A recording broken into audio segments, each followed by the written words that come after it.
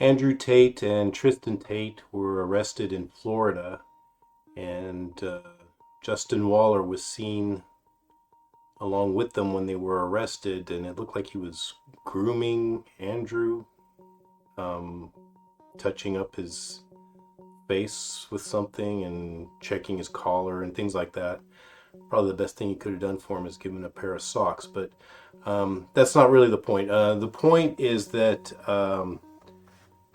what the Tate brothers and what Justin Waller were doing were selling a system for people to be able to be successful in all aspects of life, exactly like how I describe in my book, The 7 Habits for Winning at Life. But what I describe wouldn't get you arrested and wouldn't get you in trouble with the law, but what I describe in my book would be probably something similar to how Andrew Tate and how Justin Waller originally became successful. What made them successful businessmen, and that's reaching kind of the pinnacle of your chosen profession. What really made Andrew Tate successful and accomplished was his UFC career. It was the power behind how good he was at his sport and what he achieved through that gave him the notoriety that continued on with what he did with his social networking. And what he tried to sell after that was really kind of a get-rich-quick scheme after the fact. And the reason why I bring in Justin Waller too is because he was doing the same thing, even though what made Justin Waller famous and successful was his career in construction. That's what made him successful. Was he worked very hard and was one of the youngest members of the metalwork that he was working on.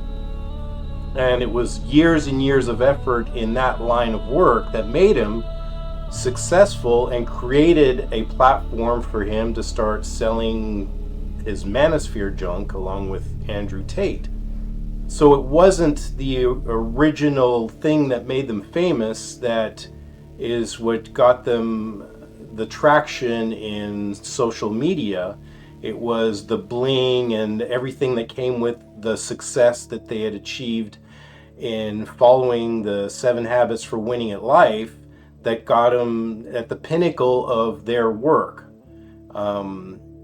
So really, if you follow success techniques that get you fame and glory, that's where it's at. It's not with whatever they created further in social media that is going to get you anywhere. And I know that's not very popular. You'd rather be sold a quick, rich scheme. But as you look at people like Ram Dass, who's someone that I look up to, he described becoming nobody. But before you can become nobody, you kind of have to be somebody. And Ram Dass himself was Dr. Richard Alpert before he became Ram Dass, and he was the top clinical psychologist at Harvard. And that was his claim to fame until he went and started describing other things that he is much more famous, but he reached something first. And money will bring you fame and success, but that's not the answer. The answer is to be happy. Unfortunately, it helps, like my father says, and you kind of have to have been successful and made a lot of money to realize that money is not exactly the answer. So just telling you, hey, you know what, don't try to make money because that's not going to make you happy, usually doesn't work. You kind of have to experience it for yourself. I had a popular paintball store, and it afforded me a $330,000 house 20 plus years ago. and I had the Porsche, I had the Harley Davidson, I had the Corvette, I had the Maserati, and it helped. It definitely makes you feel successful to have this proof that you've gotten somewhere in life, but inside, it's not all by itself won't make you happy. But what you can learn out of the 7 habits for winning at life is a step-by-step system so that you become the best in your field.